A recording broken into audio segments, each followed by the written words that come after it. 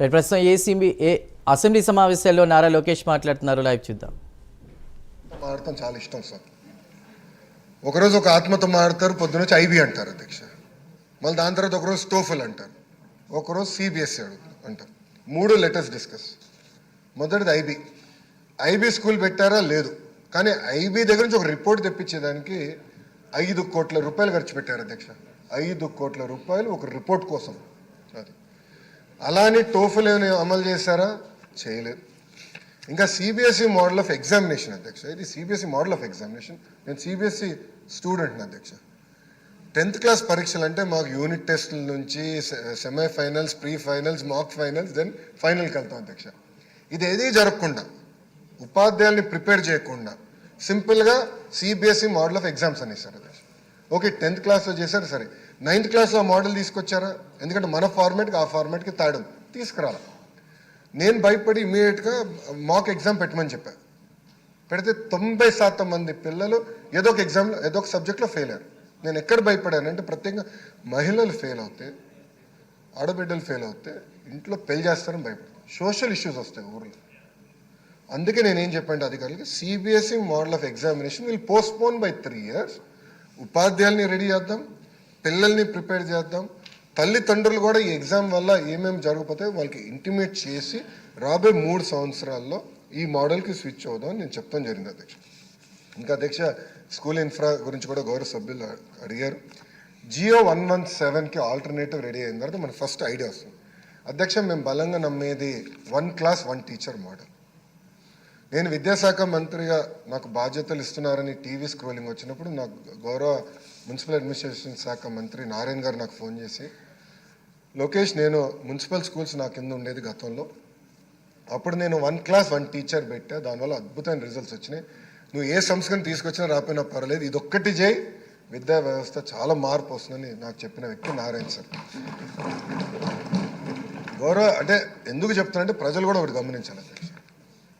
మనందరూ తెలుసు చాలా అద్భుతమైన బ్యాక్గ్రౌండ్ నుంచి నారాయణ సార్ వస్తారు, కానీ ప్రభుత్వ విద్య బలోపేతం చేయాలి, స్కూల్ కానివ్వండి, ఇంటర్ కానీ మీరు బలోపేతం చేయాలని బలంగా చెప్పిన వ్యక్తి నారాయణ గారు. అందుకే మేము నమ్మేది ప్రతి పంచాయతీకి మోడల్ ప్రైమరీ స్కూల్ అంటే 1 class 1 teacher ఉండాలి, ల్యాబ్స్ రావాలి, కంప్యూటర్ ల్యాబ్స్ కూడా ఏర్పాటు చేయాలి. ఇప్పుడు మీరు చూస్తే 1 class 1 teacher అనేది కేవలం 1400 పాఠశాలలోనే. ఈ సంస్కరణ ద్వారా కనీసం 10,000 పాఠశాలలకి 1 class 1 teacher తీసుకెళ్ళిన లక్ష్యంతో మేము పనిచేస్తున్నాం అధ్యక్ష. లాస్ట్ ఇంకా 2-3 పాయింట్స్ అధ్యక్ష. కరికులం చేంజెస్కి వచ్చేగల ప్రధానంగా నేను నమ్మేది మహిళల పట్ల గౌరవం పెరగాలంటే అది విద్యా శాఖ చాలా కీలకమైన పాత్ర వహించాలి అధ్యక్ష. సింపుల్గా చెప్పింది, 1st, 2nd class టెక్స్ట్ బుక్స్లో ఇంటి పనుల ఫోటోలు ఉంటాయి అధ్యక్ష. అంటే ఇవన్నీ చిన్న విషయాలు కానీ చాలా ఇంపార్టెంట్ ఇష్యూ అధ్యక్ష. ఆ ఫోటోలో నేను అడిగింది అధికారులకి, దాంట్లో ఎంతమంది మగవాళ్ళు చేసేది ఉంది, ఎంతమంది ఆడవాళ్ళు చేసేది ఉందని అడిగాను అధ్యక్ష. 100కి 100% ఆడవాళ్ళు చేసిన ఫోటోలు ఉన్నాయి. ఎందుకు ఉండాలని నేను ప్రశ్నించాను అధ్యక్ష. ఎందుకంటే నాకు బ్రహ్మకి చిన్న వయసులో పెళ్ళయింది, మేము అమెరికాకి వెళ్ళాం, ఇంటి పనులు ఇద్దరు కలిసికట్టుగా చేసాం. ఎందుకు అట్లా ఉండాలి? అందుకే నేను ఇమ్మీడియట్గా చెప్పా 50-50 చేయండి అని చెప్పా. ఇప్పుడు ప్రింటెడ్ టెక్స్ట్ బుక్స్ అది వస్తుంది అధ్యక్ష. అంటే మహిళల్ని గౌరవించాలి, అన్ని పనులు సమానం, అంటే we are equal, women and men are equal అనేది ఈ ఫొటోస్ ద్వారా ఇవన్నీ చేయాలి అధ్యక్ష. ఇన్ఫ్యాక్ట్ నేను గౌరవ అనిత గారితో కూడా మేము చర్చించాం, రేపు మంత్రి గారితో కూడా మేము డిస్కస్ చేస్తాం. ఫిలిమ్స్లో కూడా రావాలి అధ్యక్ష. కొన్ని కొలెక్యువల్ వర్డ్స్ ఉంటాయి, గాజులు తోడుకున్నా అని, ఐ అబ్జెక్ట్ టు దట్. చీర కట్టుకున్నా అంటే ఐ అబ్జెక్ట్ టు దట్ అధ్యక్ష. గతంలో మంత్రులుగా పనిచేసిన వాళ్ళు కూడా అలాంటి స్టేట్మెంట్స్ ఇచ్చారు. ఆ రోజు కూడా నేను మాట్లాడదాం మిత్రులు. ఎందుకంటే ఈ కొలెక్యువల్ పదాలు పోవాలి అధ్యక్ష. మన డిక్షనరీ నుంచి పోతేనే మార్పు, సమాజంలో మార్పు వస్తుందని నేను బలంగా నమ్ముతున్నాను అధ్యక్ష. ఇప్పుడు ఏంటంటే ఇంగ్లీష్ మీడియం అనేది ఇప్పుడు వచ్చింది.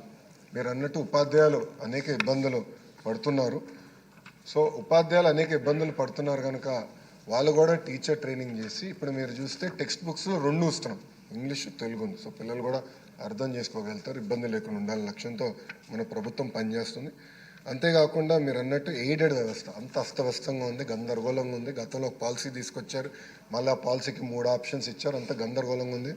రోజు ప్రిన్సిపల్ సెక్రటరీ గారికి కంటెంప్ట్ ఆఫ్ కోర్ట్ నోటీసులు వస్తే అప్పుడు గ్రీన్ నోట్ నాకు వస్తుంది, నేను అప్రూవ్ చేస్తాను. దీనికి శాశ్వతమైన పరిష్కారం తీసుకురావాలి అని నేను చాలా స్పష్టంగా చెప్పాను. దానికి పాలసీ కూడా మేము రూపొందిస్తున్నాం. అంతేకాకుండా టీచింగ్ అవర్స్ ఏదైతే మీరు చెప్పారో నేను ఉపాధ్యాయులతో కూడా చర్చించిన తర్వాత అంత పని భారం పెంచాలని నేను నమ్మట్లేదు. But I